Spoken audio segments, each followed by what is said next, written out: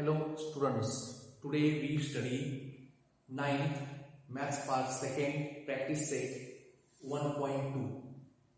Question number first. The following table shows points on number line and their coordinates. म्हणजे हा जो table आहे त्याच्यामध्ये काय सांगितले बघा, हे A B C D E हे काय पॉइंट्स आहेत आणि हे पॉइंट नंबर लाईनवर आहेत आणि त्यांचे जे कोऑर्डिनेट्स आहेत ते -3, 5, 2, -7, 9 याचा अर्थ काय, coordinate of point A is -3, coordinate of point B is 5, असं coordinate of point E is 9. म्हणजे पॉइंट्स आणि हे त्यांचे कोऑर्डिनेट्स आहेत. आता आपल्याला एक गोष्ट माहिती आहे बघा, क्वेश्चन आपण व्यवस्थित वाचायच्या अगोदर आपण आता काय काय शिकलोय बघा. याच्या अगोदर प्रॅक्टिस सेट 1.2 याच्या अगोदर आपण काय शिकलोय, याची basic information, introduction before practice set 1.2. ज्यांनी ते पाहिलं नाही त्यांनी चॅनलला सबस्क्राईब करा आणि ते पहा. आता काय सांगितलं बघा, आतापर्यंत आपण काय काय शिकलोय बघा, लक्ष द्या. Length of segment A B म्हणजेच काय, distance between point A and B. Okay, हे इक्वल असते, हे एक शिकलोय. दुसरी गोष्ट काय शिकलोय बघा अजून, इफ हे झालं first important. Second, if length of segment A B is equal to length of segment P Q, म्हणजे दोन सेगमेंट आहेत ए बी आणि पी क्यू, त्यांची लेंथ इक्वल आहे, then we say segment A B and segment P Q are congruent. म्हणजे तुम्हाला समजलं का बघा, सेगमेंट कॉन्ग्रुएंट असण्याकरता काय गरजेचं आहे, त्यांची लेंथ इक्वल असणं गरजेचं आहे. एक गोष्ट एवढी कळली, सेगमेंट कॉन्ग्रुएंट कधी असतात, त्यांची लेंथ इक्वल असल्यावर. बर, आता लेंथ ऑफ सेगमेंट म्हणजेच काय, त्या सेगमेंटमध्ये जे दोन पॉइंट असतात त्यामध्ये डिस्टन्सेस, आणि हे आपण प्रॅक्टिस सेट 1.1 मध्ये शिकलेलो आहोत. आता बघा आपल्याला प्रश्न काय विचारलाय बघा इथं पुढचं, decide whether the pair of segments given below the table are congruent or not. म्हणजे हा जो टेबल आहे त्याच्या खाली कुठे मी पडलेले ऐका, हे जे पेअर ऑफ सेगमेंट, हा एक सेगमेंट आहे, हा एक सेगमेंट आहे, हा त्याचा पेअर झाला, ते काय बघा, pair of segments are congruent or not. म्हणजे हे जे सेगमेंट आहे ते कॉन्ग्रुएंट आहेत का नाही. मग आता काय करायचं बघा, सेगमेंट कॉन्ग्रुएंट दाखवण्याकरता आहेत का नाही पाहण्याकरता काय करायचं, त्यांची लेंथ फाइंड करायला पाहिजे. पहिल्यांदा लेंथ फाइंड करून इक्वल येते का बघायला पाहिजे. बरं, लेंथ फाइंड करणे म्हणजेच काय करायचं, ज्या सेगमेंटची लेंथ फाइंड करायची आहे त्यातले जे दोन पॉइंट आहेत त्यातले डिस्टन्स काढायचं. ओके, आता काय करायचंय पहा, लक्ष द्या. आता बघा फर्स्ट आहे, फर्स्ट एक्झाम्पल काय म्हणाले तिथं, सेगमेंट डी अँड सेगमेंट काय म्हणले ए बी. आता हे कॉन्ग्रुएंट आहे की नाही बघायचंय. काय करायचं मग, लेंथ फाइंड करायची, म्हणजे distance between point D and E हे पहिला काढलं पाहिजे. काय करूया बघा आता, length of segment D is equal to distance between point D and E. हे फाइंड आपल्याला पहिला करूया. आता कसं करायचं, डिस्टन्स फाइंड करताना डी आणि ई हे पॉइंट आहेत तर त्यांचे कोऑर्डिनेट पहिले लिहायचे. काय लिहायचे, कोऑर्डिनेट ऑफ पॉइंट डी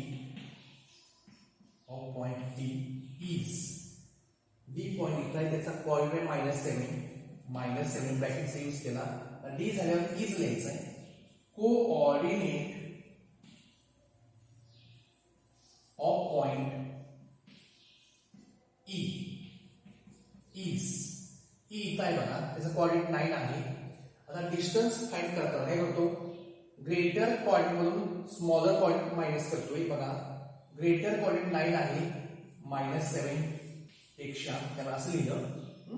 आता डिस्टन्स फाइंड करायचं आहे, distance between point D and E कसं करायचं बघा बाळ, greater coordinate minus smaller coordinate, 9 minus into minus काय होणार प्लस होणार आहे, 9 प्लस 7 काय आलं 16. हे काय मिळालं बघा, distance between point D and E, यालाच आपण काय म्हणू शकतो, लेंथ ऑफ सेगमेंट डीई म्हणू शकतो. Sorry, length of segment DE.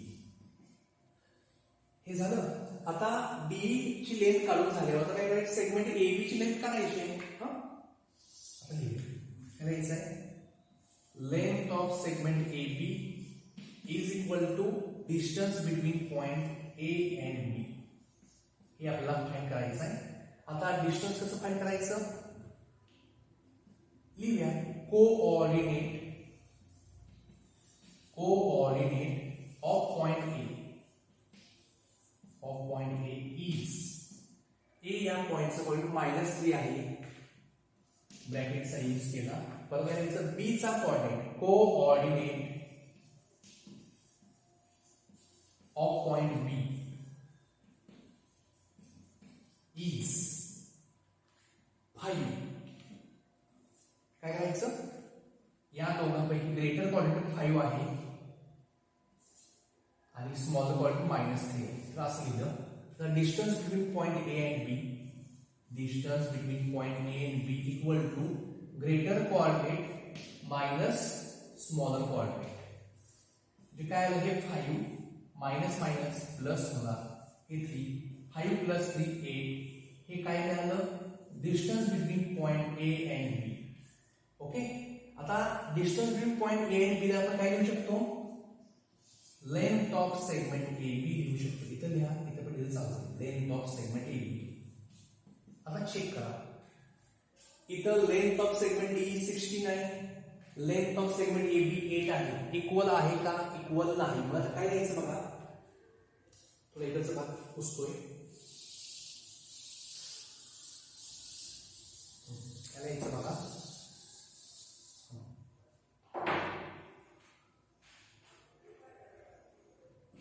Equation number first, equation number second.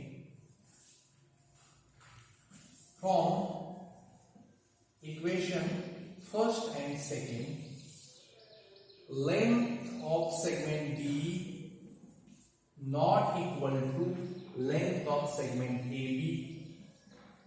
Length equal नाही याचा अर्थ ते सेगमेंट कॉन्ग्रुएंट नाही. म्हणायचं therefore segment D is not congruent with or to segment AB. Okay, तुम्ही असं लिहिलं ना, कॉन्ग्रुएंटला असं तर नॉट कॉन्ग्रुएंटला असं चालणार नाही. कळलं, नॉट कॉन्ग्रुएंट म्हणजे कॉन्ग्रुएंट नसेल तर इनवर्स लिहायचं.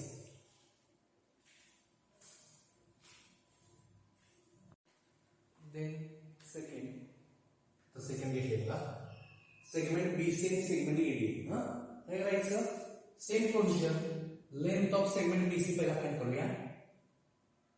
लेंथ ऑफ सेगमेंट BC हे फाइंड करणे म्हणजे काय करायचं, distance between point B and C हे फाइंड करायचं आहे.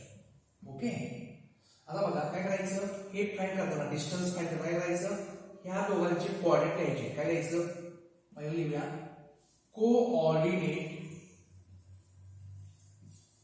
of point B is 5. आता काय C चं घ्यायचं आहे, काय घ्यायचं, coordinate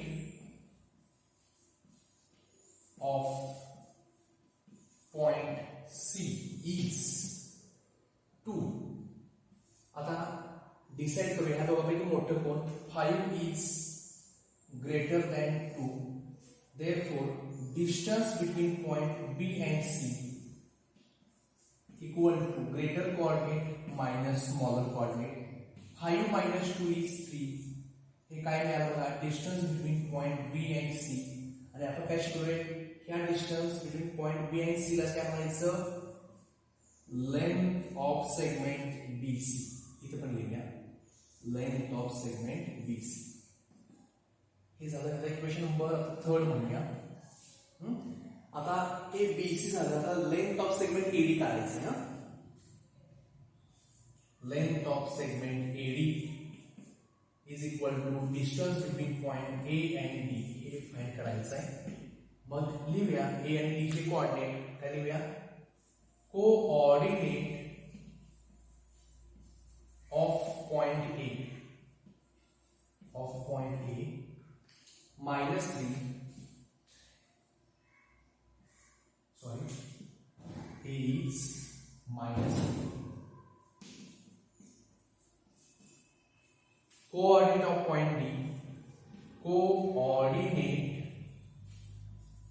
of point D is -7. आपण शिकलेलो आहोत प्रॅक्टिस सेट 1.1 मध्ये व्यवस्थित सांगितलंय तुम्हाला. -3 आणि -7 यातील बिगर नंबर कोणताही फाइंड करायचा आहे. काय करायचं बघा, जर दोन्ही पण नंबर निगेटिव्ह असतील तर त्याच्यामध्ये जो दिसतोय लहान तो मोठा असणार. -3 इज ग्रेटर दॅन -7. मग डिस्टन्स फाइंड करूया. Distance between point A and D equal to -3. जरा काळजीपूर्वक लिहूया. Be careful. निगेटिव्ह नंबर आहे हे. -3 आहे लिहिलं मायनस आणि परत हा स्मॉलर कोऑर्डिनेट -7. आता काय करायचं, ब्रॅकेट आपण काढून टाकायचं आहे. बघा ह्या ब्रॅकेटच्या बाहेर कोणतेही साइन नाही, त्यामुळे काय करायचं -3 येणार आहे असं. आणि हे मायनस इंटू मायनस याचं होणार +7 होणार. मग काय बघा -3 +7 याचं आन्सर येणार आहे +4. Distance between point A and D is 4. That is equal to length of segment AD. Length of segment AD. आता इक्वेशन नंबर काय म्हणूया, इक्वेशन नंबर 4 म्हणूया. पहा बरं, इथं डिस्टन्स काय आले 3 आले. इथं लेंथ बघा, लेंथ ऑफ सेगमेंट BC 3 आलेलं आहे. लेंथ ऑफ सेगमेंट AD सुद्धा काय इथं 4 आले. इक्वल नाही. काय लिहायचं, फ्रॉम इक्वेशन मागायचं आपण लिहायचंय. काय लिहायचं बघा, फ्रॉम इक्वेशन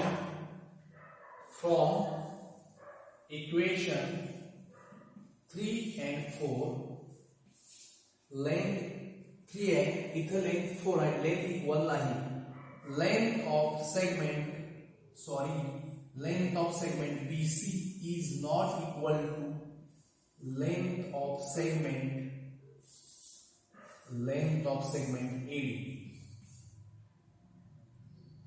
काय करायचं बघा, लेंथ इक्वल नसेल तर काय लिहायचं, segment BC is not congruent with म्हणा किंवा टू म्हणा, दोन्ही एकच, with segment AD. Okay. Then third, segment BE and segment AD. आता बघा, सेगमेंट BE ची लेंथ आपल्याला फाइंड करायची आहे. Length BE is equal to distance between point B and E हे फाइंड करायचं. मग आता काय करायचं बघा, कोऑर्डिनेट ऑफ पॉइंट हा पहिला B घेऊया. Coordinate of point B is, B किती आहे बघा इथं 5 आहे. आणि कोऑर्डिनेट ऑफ पॉइंट E चं किती बघा इथं 9 आहे. मग ह्या दोघांमध्ये ग्रेटर कोण आहे, 9 is greater than 5. Therefore distance between point B and E is equal to 9 minus 5. 9 minus 5 4. हे काय मिळालं बघा, distance between point B and E. यालाच आपण काय म्हणू शकतो, length of segment B. Length of segment B. Equation number 5. आता length of segment B find केले. आता काय करायचं, लेंथ ऑफ सेगमेंट D करायचंय. हे बघा, length of segment AD equal to distance between point A and D हे find करायचं आहे. तर coordinate of point A is -3, coordinate of point D is -7, -3 आणि -7 आहे. याच्यामध्ये -3 हे ग्रेटर असणार. -3 is greater than -7. Therefore, distance between point A and D equal to -3 minus in bracket -7. म्हणजे काय बघा, आता ब्रॅकेटच्या बाहेर काय कोणतेही साइन नाही तेव्हा -3 आहे असं, आणि हे मायनस मायनस जवळ असल्यामुळे minus into minus plus plus 7, -3 + 7 याचा आन्सर +4 येणार आहे. Distance between point A and D, आपण काय म्हणू शकतो, लेंथ ऑफ सेगमेंट एडी. हे आपण मगाशी एकदा फाइंड केलं होतं, लेंथ ऑफ सेगमेंट एडी. आता याला काय आहे, इक्वेशन नंबर 5, इक्वेशन नंबर 6. काय करायचं बघा आता लास्टला,